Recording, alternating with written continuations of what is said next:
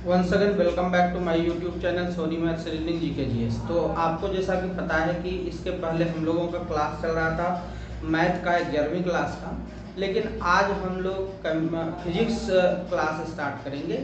तो आज फिजिक्स का हम लोग सिलेबस देख लेते हैं।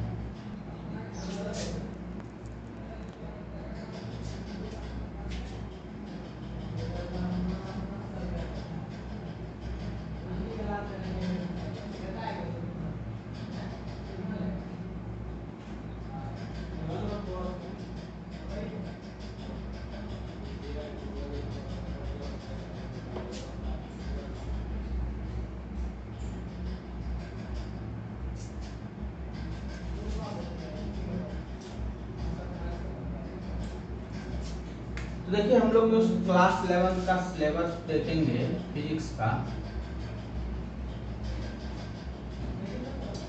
इसके बाद हम लोग इसमें सारा डिटेल जो है कि करते जाएंगे और फिर सिलेबस के हिसाब से पढ़ते जाएंगे। ठीक है, देखिए पहला जो हमारा चैप्टर होगा वो हम लोगों का मेजरमेंट होगा। मेजरमेंट देखिए क्या होता है कि हम लोगों को कोई ना कोई चीज़ को मापने के लिए, मेजर करने के लिए एक क्वांटिटी की आवश्यकता होती है। तो वो फिजिकल क्वांटिटी क्या है, हम लोग कैसे उसको डिफाइन करेंगे, कौन सी फिजिकल क्वांटिटी है, कौन सी नहीं है, कौन सी केवल क्वांटिटी है, कौन सा जो है कि आपका स्केलर प्रोडक्ट में आएगा, कौन सा वेक्टर में आएगा। तो ये सारा क्वांटिटी को हम लोग स्केलर क्वांटिटी, वेक्टर क्वांटिटी, ये सारा डिटेल के साथ साथ हम लोग इसमें आगे बढ़ेंगे करते हुए। ठीक है, तो चलिए हम लोग सिलेबस को पहले देखते हैं, उसके बाद हम लोग जो है कि आगे की बात करेंगे। तो देखिए पहला चैप्टर हम लोगों को जो पढ़ना है वह पढ़ना है यूनिट एंड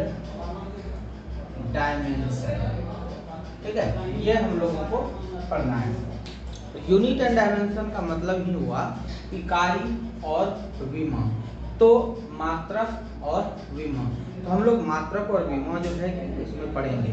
तो मात्रक का मतलब, यूनिट का मतलब वही हो गया इकाई, कि किसी भी चीज़ का एक यूनिटी पॉइंट हम लोग लेते हैं। यूनिटी पॉइंट का मतलब, जैसे हम आदमी हैं तो हम लोग एक आदमी हैं, जैसे हमारे पास मार्कर है, एक मार्कर है, तो ये जो हमने एक लगाया, एक के बाद जो मार्कर लगाया, ठीक उसी तरह से हम कहें 1 केजी, तो वो जो केजी लगाए, 2 किलोग्राम, 2 ग्राम, 5 सेकेंड, ये सारा चीज़ जो हम लगाए, 10 फीट, तो वो जितना चीज़ हम लोग लगा रहे हैं ना अलग से, फीट, किलो, जो है मीटर, सेंटीमीटर, डिस्टेंस में चाहे हो या कुछ भी चीज़ें में हो, ये हम लोगों का जो है एक मात्रक होती है। और उसी में से डायमेंशन जो होती है हम लोगों का विमा होता है, जो हम लोग किसी भी जो है कि राशि को, जैसे बल हो गया तो बल का मात्रक क्या होता है, तो इस तरह से हम लोग उसे डिफाइन करेंगे। क्लियर? चलिए नेक्स्ट जो चैप्टर हम लोगों का होगा वह हम लोगों का होगा मोशन होगा। ठीक है, दूसरा जो होगा हम लोगों का वो होगा मोशन।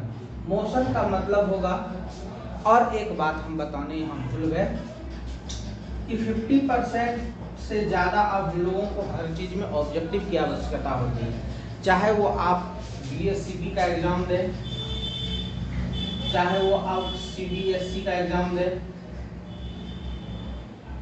चाहे आप कोई भी एग्ज़ाम दें, जैसे कि कंपटीशन का एग्ज़ाम दें, उसमें तो ओनली 100% एग्ज़ाम ऑब्जेक्टिव भी होता है। इंजीनियरिंग का दीजिए, पैरामेडिकल का दीजिए, चाहे आप किसी भी मेडिकल और इंजीनियरिंग की तैयारी कीजिए, तो आपका 50% मोर देन आपका ऑब्जेक्टिव होगा। तो आप लोगों को क्या करना है कि ऑब्जेक्टिव पर ज़्यादा ध्यान देना है। इसलिए हम जो पढ़ाएंगे ना वो एक ऐसे तरीके से आपको पढ़ाएंगे जो कि आपका उसमें ऑब्जेक्टिव सारा क्लियर होते हुए जाएगा। ठीक है, चलिए तो मोशन हो गया गति। गति हम लोग इसमें सारा गति पढ़ेंगे, दोलनी गति क्या है, जो है जो भी गति हम लोग पढ़ेंगे। ठीक है, घर्षण गति क्या है, ये सारा चीज़, आकर्षण गति क्या है, गति मतलब हम लोग सारा चीज़ इसमें जो है सारा चीज़ पढ़ लेंगे। चलिए नेक्स्ट अब हम लोग बात करते हैं गति। मोशन के बाद हम लोगों का जो तीसरा होगा वो होगा फोर्स। फोर्स मतलब होता है बल, आप लोगों को पता है। नेक्स्ट चैप्टर हम लोगों का होगा फोर्स। देखिए ज़्यादातर हम जो लिखेंगे वो इंग्लिश में, लेकिन आपको डिफाइन करते जाएंगे हिंदी में, ताकि आप लोगों को कोई प्रॉब्लम ना हो। ठीक है, चलिए नेक्स्ट जो चैप्टर हम लोगों का होगा वो होगा सिंपल हार्मोनिक मोशन। ठीक है, नेक्स्ट जो है वो होगा SHM सिंपल हार्मोनिक मोशन। ये आपका ये भी गति है जो कि साधारण जो है गति होता है, ये हम लोग पढ़ेंगे। नेक्स्ट जो चैप्टर हम लोग पढ़ेंगे वो ग्रेविटेशन पढ़ेंगे, जो कि बहुत ही इम्पोर्टेंट है ये चैप्टर ग्रेविटेशन। ग्रेविटेशन के कारण हम लोग बहुत सारी चीज़ें इसमें हम लोग डिस्कस करेंगे, जैसे मनुष्य का पृथ्वी पर चलना, पक्षी का आकाश में उड़ना, हेलीकॉप्टर का आकाश में उड़ना, एक ग्रह दूसरे जगह पर स्थित रह जाना, एक जगह पर ग्रह घूर्णन करते रहना, ये सारा चीज़ हम लोग जो है ग्रेविटेशन में पढ़ेंगे।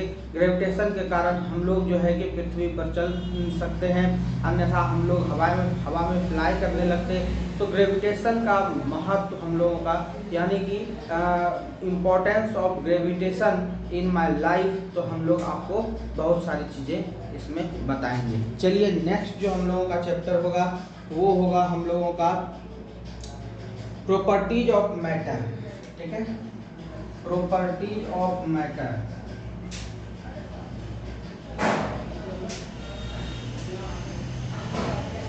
पदार्थों का जो गुण है वो हम लोग इसमें देखेंगे। ठीक है, थोड़ा सा। और उसके बाद नेक्स्ट है वर्क, एनर्जी एंड पावर। ठीक है, नेक्स्ट जो चैप्टर होगा हम लोगों का, नेक्स्ट कितना हुआ था, 7 तक हुआ था। ठीक है ना, 8 आपका हो जाएगा वर्क, एनर्जी एंड पावर, कार्य, ऊर्जा और शक्ति। ये भी हम लोगों का बहुत ही इंपॉर्टेंट होगा। वर्क क्या है यानी कार्य क्या है ये पढ़ेंगे, एनर्जी मतलब हम लोग ऊर्जा क्या है, ऊर्जा शक्ति क्या है ये हम लोग पढ़ेंगे, और पावर मतलब शक्ति। ये 3 चैप्टर जो है कि एक में हम लोग पढ़ेंगे। नेक्स्ट जो हम लोग पढ़ेंगे वो पढ़ेंगे हम लोग साउंड। ठीक है, साउंड मतलब ध्वनि, तो इसमें वेव पढ़ेंगे, ध्वनि तरंग। ठीक है, वेव का हिंदी होता है तरंग। जो हम लोग बोलते हैं तो हवा कैसे फ्लाई करता है ये हम लोग पढ़ेंगे। नेक्स्ट हम लोग जो पढ़ेंगे हीट एंड टेम्परेचर पढ़ेंगे। ठीक है, हीट एंड टेम्परेचर, ताप एवं तापमान। ठीक है, हम लोग हीट एंड टेम्परेचर पढ़ेंगे। नेक्स्ट अब हम लोग बात कर लेते हैं, यहाँ पर देखिए ये इतना चैप्टर हम लोगों का जो है 11वीं क्लास में है।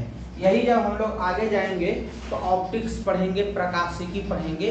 आपको हम बता दें कि 11वीं क्लास में हम लोग ऑप्टिक्स नहीं पढ़ते हैं, यानी कि प्रकाश का परावर्तन अपवर्तन ये नहीं। जस्ट लाइक 9th का सिलेबस को उल्टाइएगा तो वो लगभग मैच करेगा 11th का, और 10th का फिजिक्स को उल्टाइएगा तो वो आपका मैच करेगा 12th के फिजिक्स से। ठीक है, तो आपका सिलेबस लगभग ये है। हम लोग 12th में जाएंगे तो ऑप्टिक्स पढ़ेंगे, प्रकाश का परावर्तन अपवर्तन, उसमें जितना भी यानी कि प्रकाशिकी में अंत नहीं है, वो बहुत बड़ा चैप्टर है। वो जा करके हम लोग जो है ऑप्टिक्स पढ़ेंगे, वो जा करके 12th क्लास में। ये फिर इलेक्ट्रिसिटी पढ़ना पड़ता है, फिर मैग्नेटिज्म पढ़ना पड़ता है, फिर मॉडर्न फिजिक्स पढ़ना पड़ता है। ये सारा चीज़ हम लोग जो है 12th क्लास में पढ़ते हैं। ठीक है, तो ये हम लोगों का 11th क्लास का सिलेबस हो गया, इस आधार पर हम लोग पढ़ेंगे। तो आज के क्लास में हम लोग देखें क्लास 11th का फिजिक्स सिलेबस बिहार बोर्ड के लिए। अगले क्लास में हम लोग आपको यूनिट एंड डायमेंशन बताएंगे।